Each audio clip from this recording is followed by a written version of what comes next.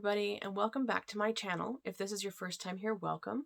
My name is Avon Van Hassel. I'm a self-published author, and I'm here every week to give you tips and tricks for things to try in your writing.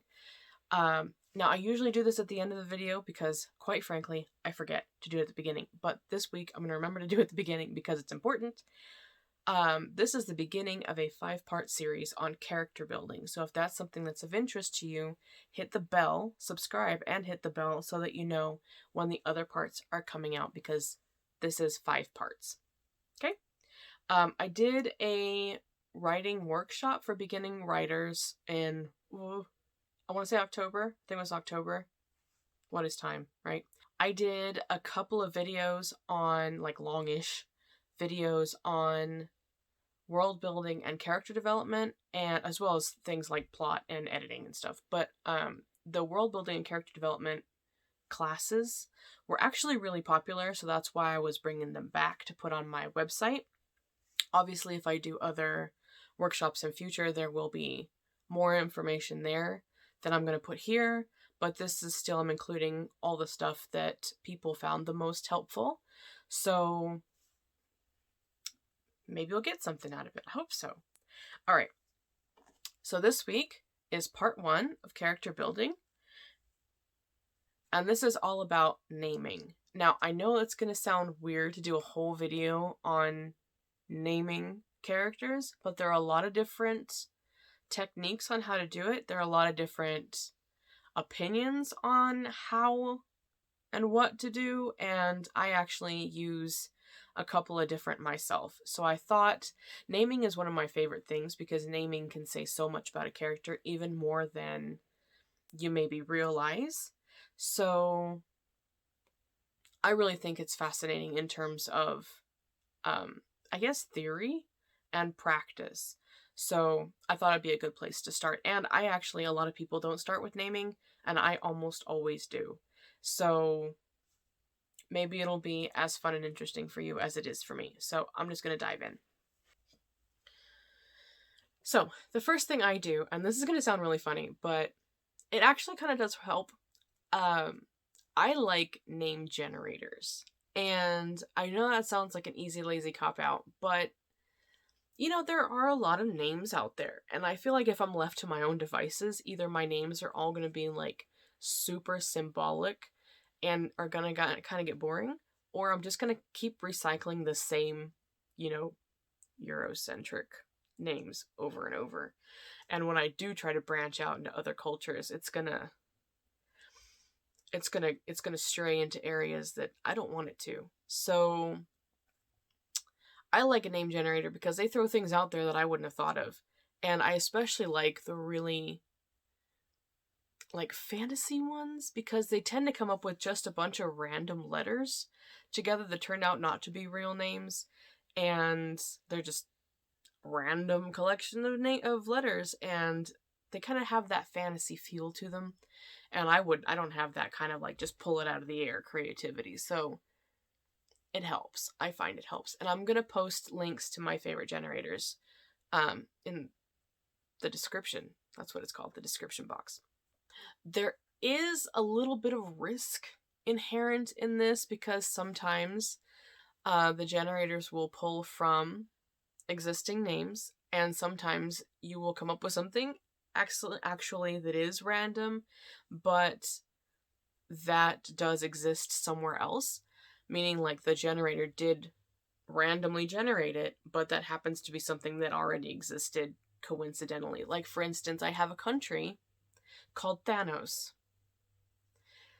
That was a nasty shock. So I have to come up with another name for that. Also, my main character in the Beanseller Saga is named Alois, which I realized later was Hitler's father's name and his brother's name. So they don't have the same character at all. Alois is a much different type of character from Hitler's family, and I don't know, his family might have been fine and then he just went super wrong. Haven't done a lot of research into Hitler's family, have to be honest. I mean, you can't paint everyone with the same brush, right? But we probably don't want that close an association, but the damage is done, the books are published, and we're just gonna Remember that Alois is a shortened version of Aloysius, which I believe means glory in battle, so it was already an existing name before all of that happened. Sulat, I realized later, is apparently a town in the Philippines, which is cool, but not actually a name as far as I know. So it's also Joanna is one of those ones that I go round and round with my family because it's Johanne, which should be pronounced Joanne, but I always pronounced it Joanna, but Joanna looks too informal to me, and I can't explain why that is. So I technically mispronounce my own character's name, and if I'm fine with it, everyone else should be fine with it too. That's all I have to say. And then I have characters who are named things like George and Peggy because it's fine. They don't all have to be fantasy names or mispronounced. So generators can be fun for kind of mixing it up and giving that kind of... it's also great for diversity because not everybody has to be from the same ethnic background. You can have, people with African names or African sounding names in a country that is more or less European. You can do that. And I think generators are a great way to kind of like break you out of that homogenized mindset if you're the sort of person who kind of doesn't necessarily give that much thought to the population dynamics that way. And because, a lot of people are focused on things like plot. It's fine to be focused on plot. Plot is important, but sometimes you do need to be reminded, if you have a culture that is more ethnically diverse, to kind of, inject some actual diversity in there. And generators are great for that. Another thing I like is descriptive names. Now these can tend to be a bit, not to read anybody in particular, but if you have a divination teacher named Sybil, that's a bit on the nose. But, it's a kid's book, so... But, So, you can have a little nod, like if a name is one of the more, maybe not that obvious, but has a more obscure meaning behind it, and they happen to have a profession or a hobby or a role in the story that's sort of related to that, then it's not really like... If it's not too obvious, like, again, if it's obvious, that's fine. That's a matter of taste, but you can also sort of couch them and hide them a bit more by having a bit more of an obscure meaning. For instance, a name like Alois, you might recognize it as related to Aloysius, but you might not necessarily recognize that Aloysius means glory in battle. That might not be something that's obvious.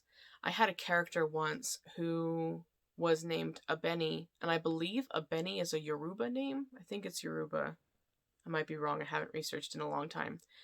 And I believe it means we wished for her and lo, she arrived, which is very cool. And it's a very cute, like, you can imagine, like, two hopeful parents, like, trying really hard for a baby, and then they had one, and they named her, we wished for her, and lo, she arrived, and that's super cute. But, she turned out to be a superhero. But it's one of those things that in our culture you wouldn't necessarily be like, oh, that's a literal name. It's a bit more... I'm not even sure it's a literal name in Yoruba. It might be. I'm straying into an area I don't want to get too close to, but I don't know. But the purposes of my audience and the role in the story, it's obscure enough to not be distracting. And she actually addresses it at one point in the plot that that's what her name means, and so she had a calling, as it were. So I feel like if you're going to be a bit obvious, at least make a joke of it. So that kind of leads us into cultural names.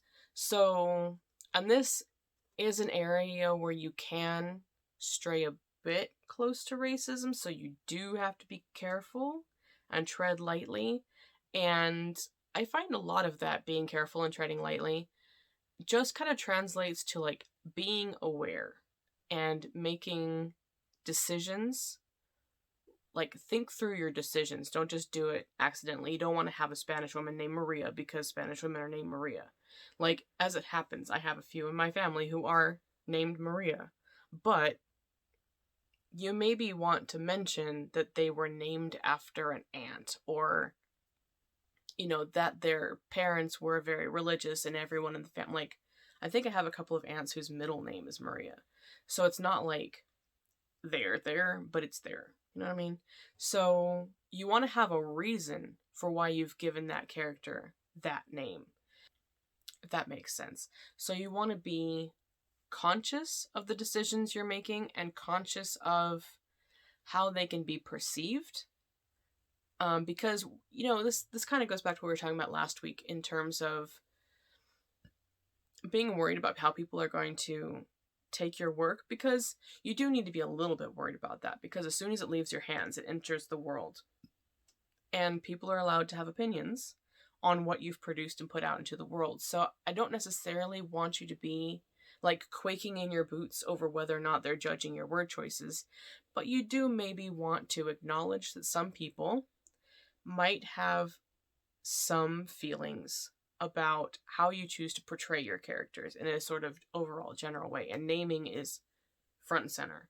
So don't shy away from ethnic names, because ethnicity does tend to be a big part of people's identity, but do be aware of why you choose what names you choose. And they don't necessarily need to all be symbolic names, like we were talking about Aloysius being glorious in battle, but you do need to know why you chose the names that you chose, and they should be culturally appropriate to within an appropriate margin of error. And then we're going to go into connections. Now, this is kind of, how do I describe connections? So this is sort of referential names. So if I had named Alois after Hitler's family members, that would be a connection more than, because I did choose it based on a generator result. I didn't choose it based on a reference to someone else. But if I had, it would be more connection than generator, than cultural, than symbolic, etc. Just so happens it fits all of these categories and not this one. And it does fit one we're going to talk about next. But those are also fine. Like, my mom's name is Rebecca. So I had a rabbit one time that I named after my mother because I thought it would be a neat homage. I was very young. But, so she wasn't given a Hebrew name for any symbolic reason. It wasn't a name I pulled out of a hat, as it were. I'm keeping that one. That one's funny. It was a name I chose because it referenced someone. My cat's name is Cassandra, Cassie. She was named after Cassandra of Troy because when she and her siblings were born, she was the first one to open her eyes, so she was the seer. If she had been born a boy, she would have been named Rorschach because of the markings on her back. So, which is a reference to Rorschach inkblot test, but also a character from Watchmen, which is a reference to the inkblot test. So that's multi-layered. But her name is Cassie because she's a girl, and so that's a connection name. It doesn't really, I didn't choose it because it was Greek. I didn't choose it because of what Cassandra means. I'm not actually super certain what Cassandra means. And I didn't choose it randomly. I named her after a character. So those sorts of things are appropriate. So those sorts of things are another naming option. And then we go into the last category, which is phonesthetics. And that is the way it sounds, essentially. So this can mean a couple of different things. This can mean like overall vibe, and it can mean like literally feelings that specific letter sounds invoke. So going back to Alois and Sulat, one thing, and like Joanna and George and all of them, one thing I actually am really proud of all my naming is that Alois starts off on like that sharp A sound is fairly aggressive, right? But it softens and it ends with an S. So Alois is it starts sharp, but it fades into a soft sound because he's a big scary brawler, but he has, a marshmallow center. Sulat starts off soft, but it ends on a sharp T, almost with a period or a full stop. And that kind of is, she's petite and she's pretty, and so you think she's going to be this soft little thing, but she actually has a very sharp edge. So I kind of like how both of those names sound together, and Alois and Sulat they flow. And they're sharp on both ends and gooey in the middle, which is kind of their dynamic. Joanna is I think it's very lyrical, and I think it's also a very soft name. George is very short and very, they both have, like, their overall name feeling. Joanna, to me, sounds like a woman of class and breeding. It sounds like somebody who's a higher class than other people. And George is a very, like, strong, traditional,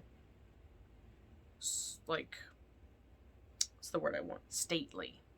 There are a lot of Georges who are kings and presidents and shit, so it's a name with a lot of ancestry to it.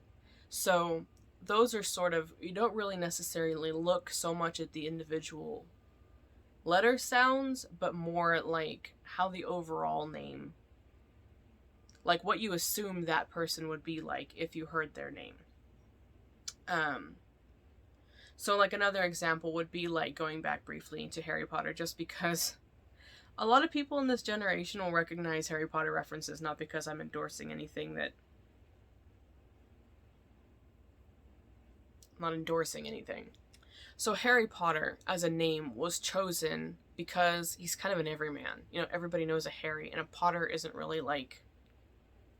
It's not really a special name. It's not a Sybil Trelawney, just putting that out there. So... I really have the sticks in my craw. But, it's kind of an everyman type of thing. So you can choose your names based on the feelings that you want to invoke for that character. You can choose names based on how the individual letter sounds relate to that character's personality or backstory or relationship to other characters. You can choose a name based on, other connotations or connections or references you want to make about this character. You can choose names based on real names from that culture. You can choose a name based on symbolism, so some kind of reference to what that character can do or what they represent. Or you can just choose names at random and see what happens. I actually, for a lot of my characters, I get the name first. And I think Alois, Joanna, and Sulat all came from a name generator, and I had the name, and then the character came. A lot of people will, like, spend a lot of time creating the character and then coming up with a name that fits them. I do it the opposite way. I don't know why. Sometimes it just happens that way. So this time, this is what happened. I had the name first, and then the characters came. So have a try with those things. If you have trouble with either starting characters or naming characters, have a look at some of those options and see if they work for you. If you know somebody who is starting writing, or if they're struggling with some characters, share this video with them. Like I said, be sure to subscribe and be sure to hit the bell wherever it is, and so that you know when the other videos in the series are coming, because they're coming in the next couple of weeks. I'm going to take a break, I think, in the middle to try The Sims again. And if it doesn't work, then I don't know, I'll come up with something. Maybe I'll do it right with me. Maybe we'll do a live. I hope not, though, because I hate doing lives. But yeah, if this helped, be sure to leave a thumbs up and comment. And I will see you guys next week when we talk about personality. And that is, no, it's not just names and personality. There's a whole bunch else that goes into making a character. So next week is only part 2, which is personality. So I will see you guys then. Bye.